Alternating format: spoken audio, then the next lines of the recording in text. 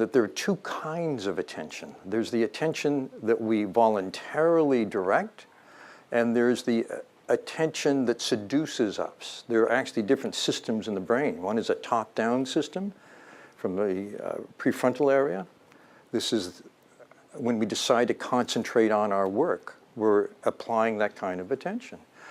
But then there are the little seductions, the endless seductions, and there are more and more and more of them. I get, I'm writing away on my book and I get a little pop-up, you've got an email. That's a seduction. That's an intrusion in sustained focus. And because of the excellence of our technology and the cleverness of people who design technology, some of whom are right in this room, I just realized, our attention needs to be paid more attention to if we're going to maintain or even increase our capacity for it. This also, the fact that attention is threatened, along with the fact that in the last 2 or 3 years, there's been an explosion of neuroscience findings about the attentional circuitry, which has vast implications for us.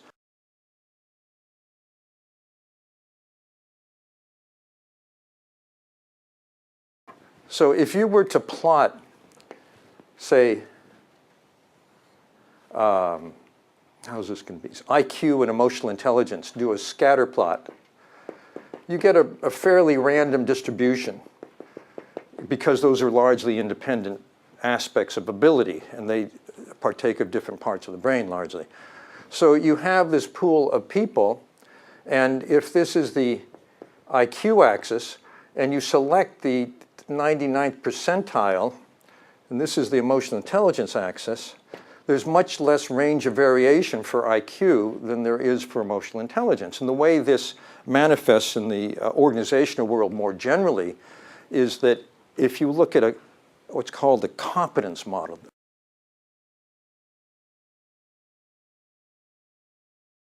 if you want to hire the best person for a job, any job, in any organization, don't look at their IQ, don't look at their GPA, don't look at their personality profile. Look at people in your own organization who hold the role you're hiring for. Identify the top 10% by whatever metric makes sense for that job. Compare them systematically to people who are only average in that role, and determine the competencies or ability set that you find in the stars that you don't find in the average. That's now called competence modeling, and it's done by world-class organizations pretty much worldwide.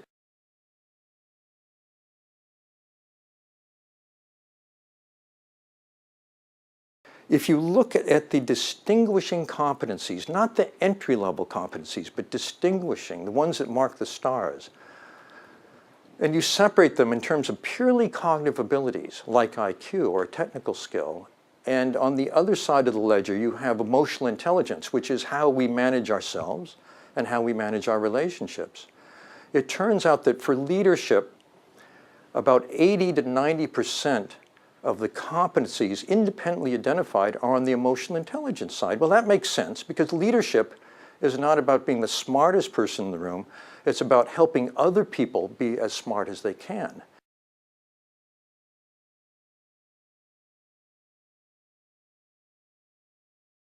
Emotional intelligence has 4 parts: self-awareness, self-management, empathy, and social skill. And when I looked at that through the lens of attention, I realized that the first and third components, self-awareness and empathy, are varieties of attention.